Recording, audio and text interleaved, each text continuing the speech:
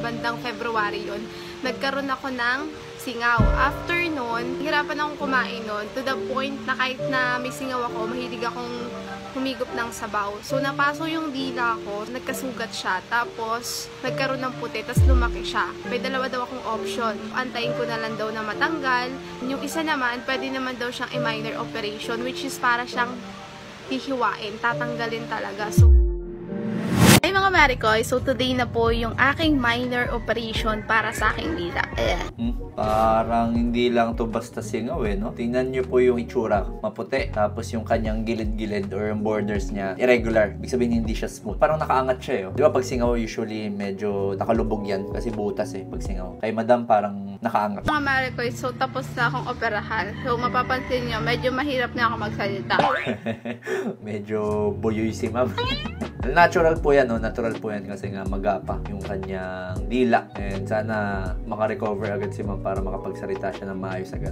Nasa OPD si ma'am kasi outpatient procedure lang naman to. Ibig sabihin, di ka na kailangan i-admit, di ka na kailangan magstay ng matagal sa ospital. Pwede ka na agad makauwi basta walang komplikasyon sa operasyon mo. Okay, so ito yung tinanggal kay ma'am, no? Kapiraso lang, parang gamunggo yung sukat. Last year ata to. Ay, hindi, 2022 pa lang ata siya. Mga bandang February yon. So, magto 2 years ago na, no? Medyo matagal na yung singaw ni ma'am. So, pag ganun katagal, iisipan natin na baka hindi lang to basta-basta singaw. Kasi pag singaw, di ba, linggo lang binibilang niya, nawawala na agad. Pero yung kay madam, medyo matagal. Several months or taon na yung inabot. Kasi syempre pag may singaw ka, di ba, mahirap kang kumain.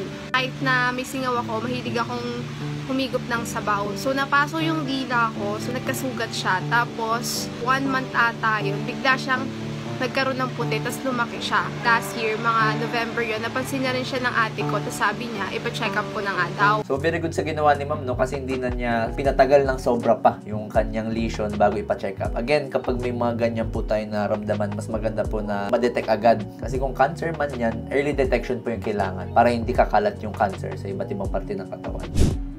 Medyo masakit, no? Although meron naman pong anesthesia yan. Yung tusok lang ng anesthesia yung masakit, tapos after nun, wala na po kayo mararamdaman. Ako naman talaga mga Maricoy, hindi siya masakit sa totoo lang. Yun nga na kasi, di ba, medyo nakaka-bother siya kasi merong kulay puti sa dila mo. Kadalasan sa mga nakikita kong patients, hindi masakit yung mga kanilang cancer sa dila. May mga pasyente din na nagko-complaint ng pain, tsaka pagdurugo. Pero karamihan naman nakikita ko, wala silang pain na nararamdaman doon sa singaw nila. Tapos karamihan dyan, merong mga bukol dito, yung mga kulanin nila, naglalakihan, tapos hirap magsalita, hirap lumunok, tapos nagbabawas ng timbang. So, yung kay madam daw, hindi masakit yung kanyang singaw. Tsaka kadalasan pag sa mga oral cavity na cancer, kadalasan yan may history talaga ng smoking. Grabe sila manigarilyo, malakas uminom ng alak. Kadalasan din sa mga lalaki yung tinatamaan yan. Pero still, hindi pa rin ako 100% sure kung ako yung doktor. Gusto ko pa rin mapabiopsy kasi doon lang tayo makasigurado sa biopsy. So again, sa biopsy, titingnan po yan sa microscope kung anong itsura nung mismong bukol or nung lesion, kung talaga bang benign siya, ibig sabihin hindi cancer, baka infection, or baka naman bukol, cancer. Kasi pag cancer po yan, baka meron pong kalat sa ibang parte ng katawan. Doc, meron po akong singaw.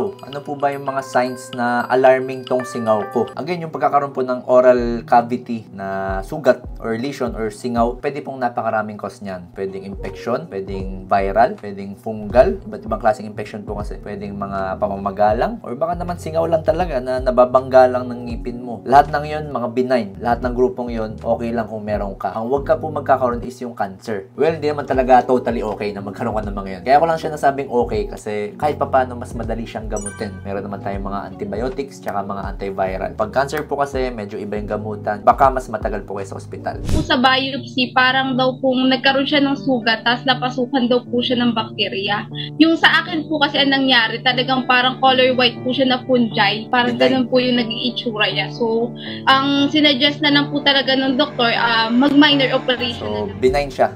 Ibig sabihin, hindi siya cancer according sa biopsy. Pwedeng yung lumabas sa biopsy nun, baka inflammatory lang. Ibig sabihin, namamaga lang talaga siya ng sobrang tagal. Ganun lang nag-react yung kanyang dila. Pag cancer, ito po yung mga signs na kailangan yung bantayan sa singaw nyo. Una, yung shape po. Ibig sabihin, hindi siya bilog na bilog. Irregular siya. Hindi siya oblong. Baku-baku yung mga gilid-gilid niya. Tapos yung kulay. Yung iba kasi medyo may namumula sa paligid niya. O kaya naman maputi yung kanyang paligid. Of course, yung leeg nyo po, kung meron kayo nakakapang mga kulaning medyo malaki na, tapos matagal na, baka po medyo warning sign na po yan. Gaya ng sabi ko kanina, yung ibang pasyente walang kirot na naramdaman, yung iba naman kumikirot talaga. Tapos yung iba dyan, nagdudugo, sobrang lala lalim nung hukay or nung butas nung singaw nila. And of course, kagaya nung sa case ni ma'am, matagal nang hindi gumagaling. Taon or buwan na yung binibilang, hindi pa rin magaling yung singaw nyo. Also, kapag meron kayo history ng grabe manigarilyo, malakas uminom ng alak, kung medyo may edad na kayo, mga 40 to 50 years old na lalaki, sila po yung madalas tinatamaan. Dok, paano po makaiwas sa oral cancer or cancer sa dila? Again, dapat regular po yung pagpapadentista natin para na-check yung loob ng dila. Kung merong mga lesion dyan na hindi natin nakikita, of course, lagi mag-toothbrush regularly, gumamit ng floss regularly, tigilan ng paninigarilyo, pag-inom ng alak, at bawasan po yung mga pagkain ng mga masyadong matatamis, and regularly magpa-check sa doktor. Ang magandang balita dyan, di siya cancer. Kasi pag cancer yun nga, baka may kalat sa ibang parte ng katawan, baka mas malaki yung kailangan tanggalin sa dila, at baka mas mahirap yung gamutan kasi baka makimotherapy ka pa, tsaka baka mas matagal yung stay mo sa ospital. Para kay Madam, thank you for sharing your story. Kung meron kayo tanong, comment down below, and kung nag-benefit ka sa video na to, please follow my